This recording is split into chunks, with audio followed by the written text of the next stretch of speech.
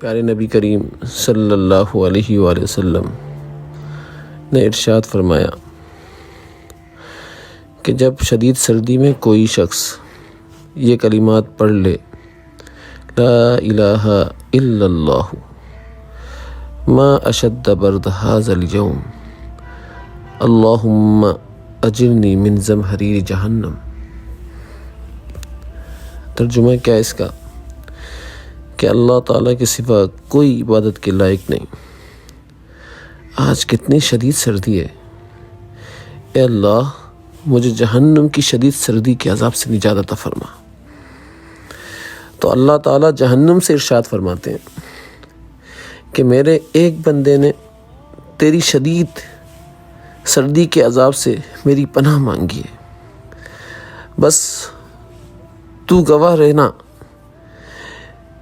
اس میں کوئی شک نہیں ہے کہ میں نے اس کو نجات دے دی ہے۔ دوستو، ساتھیو، مومن بندے کے لیے سردی ہو گرمی ہو، اللہ تعالیٰ کی ذات نے یہ سارے موسم باعث رحمت بنائے، اس لیے اس موسم میں یہ دعا پڑھتے رہیں۔ اگر کسی کو شدید سردی لگے، یقین جانیں اللہ تعالیٰ کی ذات نے اس شدید سردی کے اندر یہ دعا رکھی اس لیے کہ اللہ تعالیٰ ایمان والوں کو جہنم کی شدید سردی سے بچانا چاہتے ہیں۔